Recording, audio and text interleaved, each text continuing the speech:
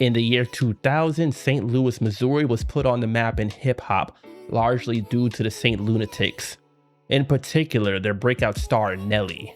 The group, composed of Nelly, City Spud, Ali, Slow Down, and brothers Keywan and Murphy Lee, was formed in the early 90s. Ali was not originally a member, but was the manager and behind the formation of the group. Originally, you were not in the group. I know that you were in a group back in college. Why weren't you in the St. Lunatics from day one? Why'd you start off as the manager? I started off as everything. The producer, the manager. I was putting together a team. You know what I'm saying? It was a team. They released some songs like the single Give Me What You Got. And then in 1999, Nelly signed as a solo artist to Universal Records, with St. Lunatics getting signed as a group as well. Nelly released his debut album, Country Grammar, in June 2000, which wound up going multi-platinum by the end of the year, and in 2016 became one of the first 10 rap albums to go diamond. The St. Lunatics released the platinum-selling album Free City in June 2001, which was titled that because City Spud was doing time in prison, and because of that he was barely featured on the album. Around this time, another St. Louis rapper was getting a buzz as well, that being Chingy.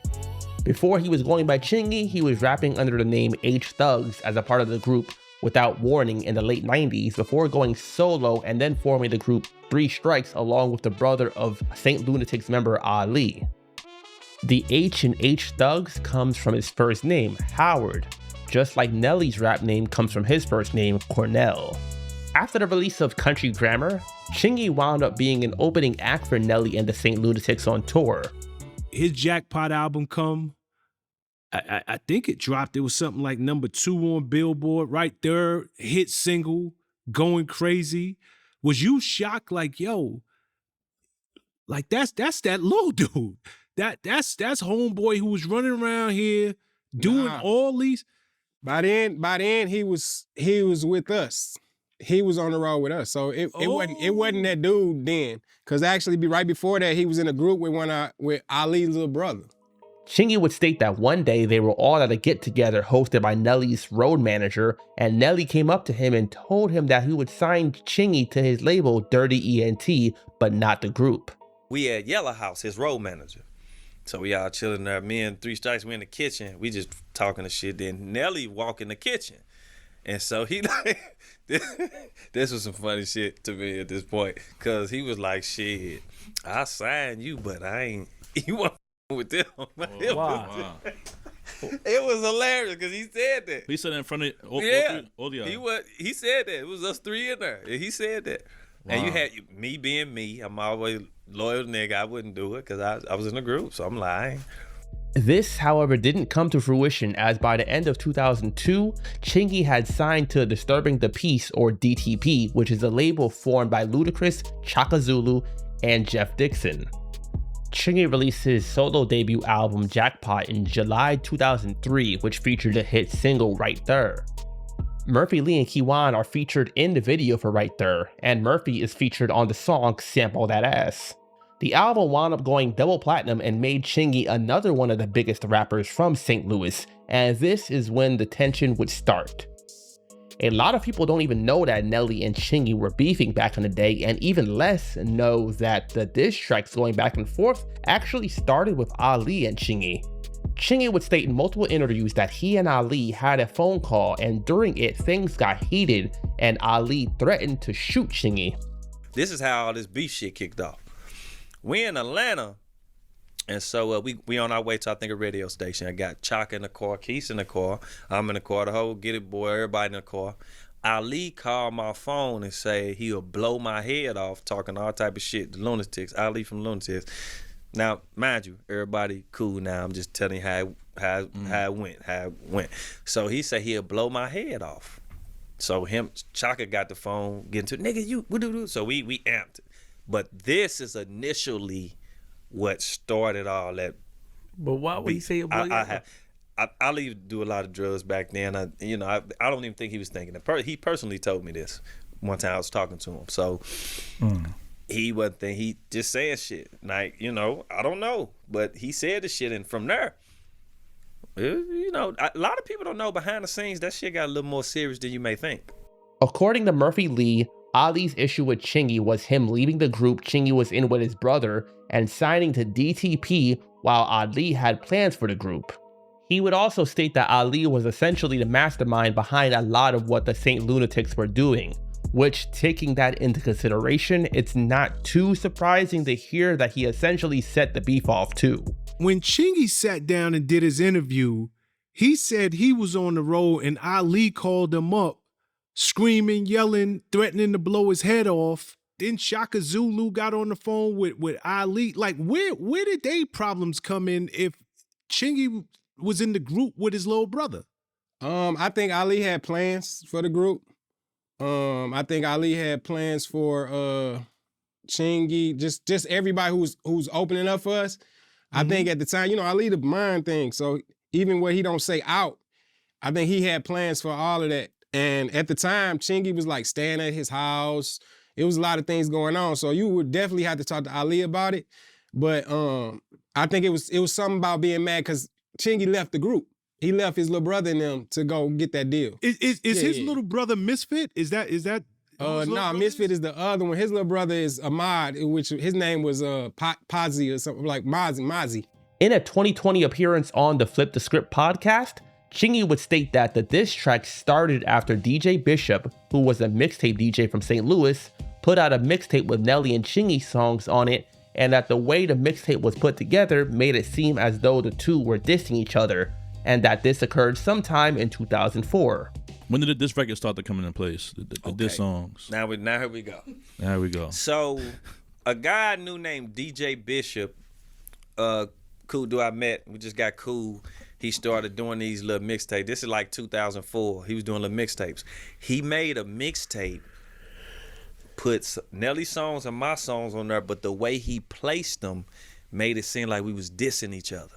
He did the shit really genius. He made it really look like we was this. He took skits and shit, placed them together, and it made it look. When I listened to him, I was like, damn, I didn't know we was beefing like that. This motherfucking CD make you think we really got a problem.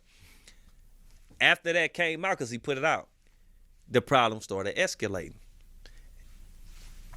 It just did. So on Nelly's side, you got niggas starting to, look at it a certain way. You got niggas on my side starting to look at it a certain way. Now now diss records is coming about. So diss records is coming about. Ali made a diss record. Ironically enough, DJ Bishop would have his own beef of sorts with Nelly a few years later for a different reason. Ali dissed Chingy on the track Get It Bitch, which is a reference to Chingy's group Get It Boys or GIB, who were featured on multiple songs on his second album, Powerballin'. On the chorus, Ali interpolates the chorus from the Tupac song Hit 'Em Up. In the beginning of his verse, he disses Chingy for leaving 49 Productions, Dirty ENT, and now leaving DTP. 49 Productions is the record label that Without Warning released their self-titled debut album on, and of course, Chingy was cool with Dirty ENT artists but never officially signed to the label, and around this time, Chingy also left DTP. So over the course of a few years, he had been on or around multiple record labels. Ali then goes on to take shots at each member of the Get It Boys and goes on to make threats aimed at Chingy. He then takes aim at Chingy's contracts with Luda and an alleged management deal that Chingy had with the lines, "What I really want to know got me hot as gasoline. When Luda and them fucked you, did they use Vaseline? Remember the management contracts you signed? Well, I do, and when I'm ready, that Range Rover mine." Then later on, he interpolates lines from the 50 Cent song Back Down, which was a diss to Ja Rule and featured on the album Get Rich or Die Tryin'.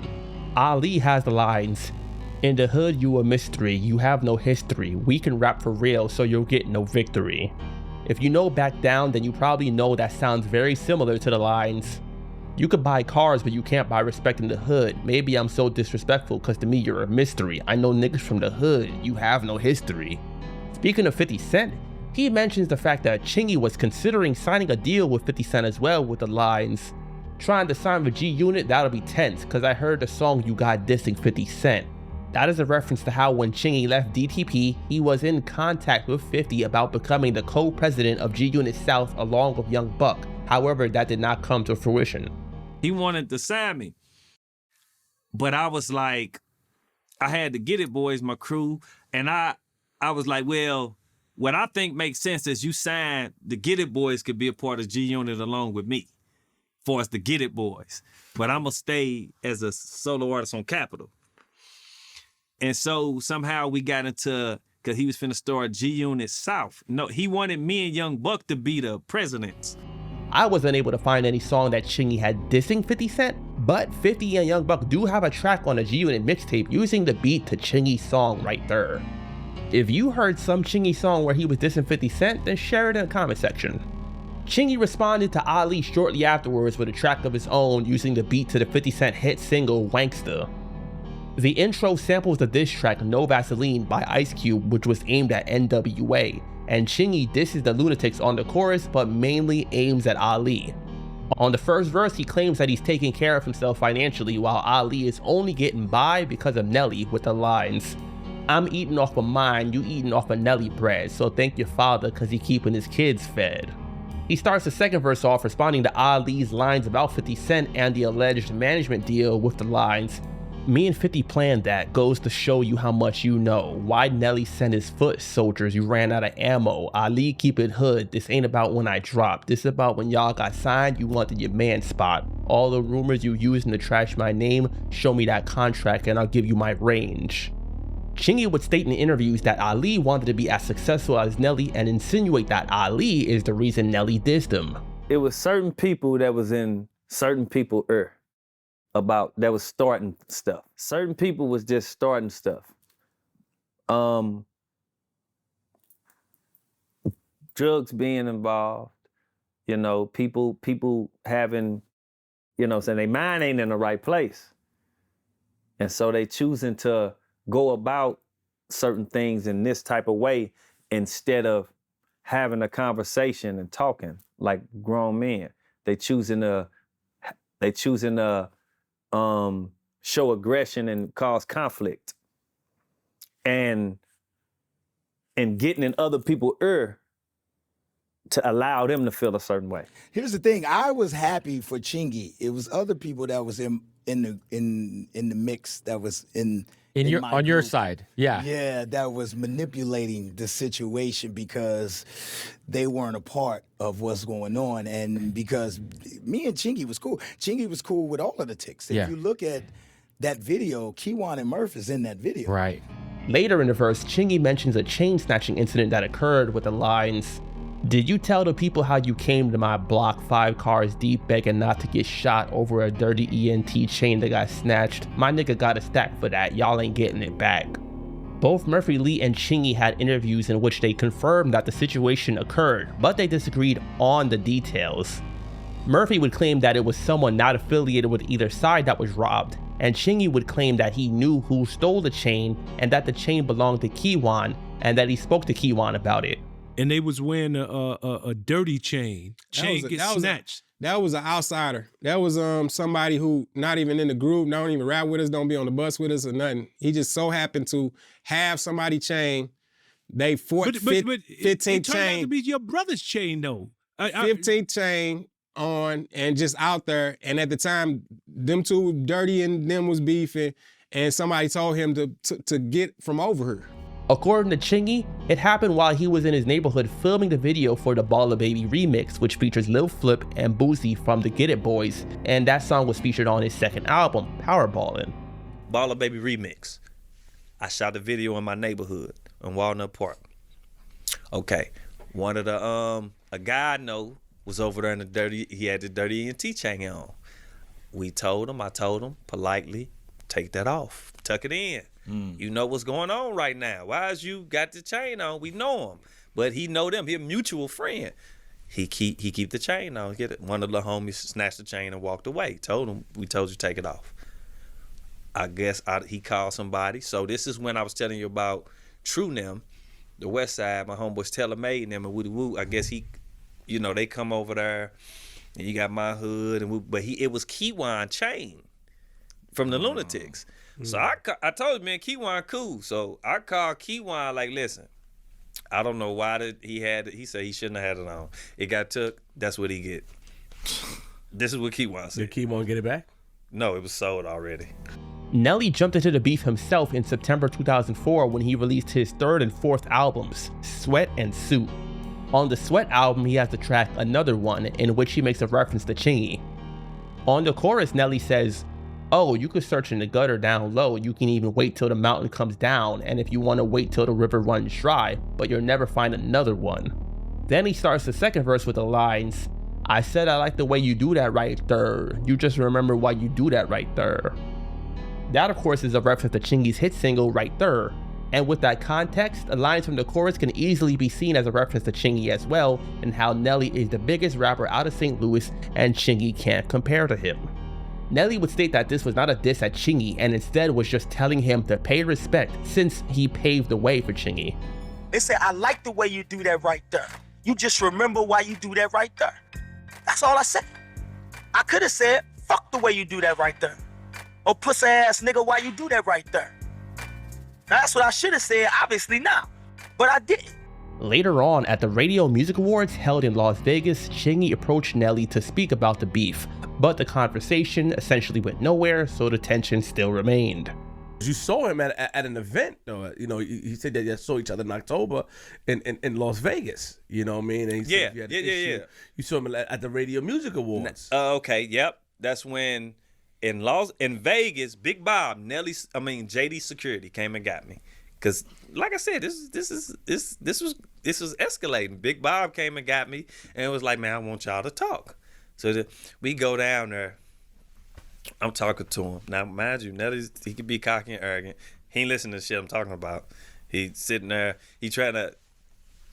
He always got a cigar. He had this drink, and I'm like, "Man, I don't got a problem. This didn't start from me." So he like, "Man, you ain't listening to this." I say, "You know what, Dirty? We not getting nowhere. We could talk later." We wasn't. We was not getting nowhere. Chingy then responded to Nelly with the track We Got, featuring members of the Get It Boys. He responds to Nelly's lines from Another One with the lines, "I heard that song, boy, it ain't another boy, better keep my name out your mouth among some others, boy. I've been discovered, boy, that's why you hating, boy. They like the way I do that right there, they relating, boy." Later in the verse, he makes a mention of Nelly's beef with KRS-One with the lines, "The media hypes you, boy, KRS crushed you, boy, plus 50 got you in the gym trying to get muscles, boy. Put up the chains, cars, and the platinum teeth, boy, and bring the drama of beef trouble to the streets, boy." Nelly's beef with KRS-One is a topic I recently covered on the channel, so check that out as well, and you can leave a comment with who you think did better there lyrically. Chingy released his second album, Powerballin', in November that year, and unlike Jackpot, which went double platinum within a year, Powerballin' only reached single platinum status, so it was not as commercially successful. Not long after the release of the album, Chingy released a mixtape titled The Scratch Off Mixtape Volume 1, which features multiple songs on which Chingy seems to take shots at Nelly and the St. Lunatics. One of those tracks is Chingy dissing Nelly using the Right There beat. This would be his third time releasing a song with the beat, as he released a single, then the remix featuring Trina and Jermaine Dupri, which was also featured on Jackpot, and now the diss version. The chorus samples Nelly's lines from Another One, and on the first verse he makes another reference to the chain snatching incident with the lines, "I'm going down, down, baby, yo street in a Range Rover, say another word, this care, have your brains hang over, hip hop ain't pop, sell out, change over, you frustrated wondering who snatched the chain, soldier." The Range Rover line is a reference to the chorus from Nelly's hit single, Hot Shit, from Country Grammar. Then he goes on to mention Ali and the We Got track with the lines, "Already had to drop Ali, now I'm coming for your crown, I put out We Got, took it, yeah ho, I hold it down." Then he goes on to make a reference to other Nelly singles with the lines, "People telling me to stop cause they know how we do. Somebody said you was a country singer, is that true? But it's all in your head. If I miss, I'm shooting over and over again until I hit. Then it's drop down to get your sleep on. Boy, I don't flap my wings, nigga, I clap them things." The country line is a reference to the hit single Over and Over featuring country singer Tim McGraw from Nelly's album Suit, and the line about flapping wings is a reference to the single Flap Your Wings from the Sweat album. Then on the track Be About It featuring Corleone, Chingy mentions some unnamed people talking about what they're gonna do, making threats, and throughout the track he raps about being ready for beef, which considering the situation makes it seem pretty clear to be aimed at Nelly and the St. Lunatics again. Then the track Country Boy Remix has Chingy rapping his verse from the remix to the Tyra B single Country Boy. On that verse, he appears to send a shot as well, as he has the line, "No gold teeth, I hold heat if you hold beef."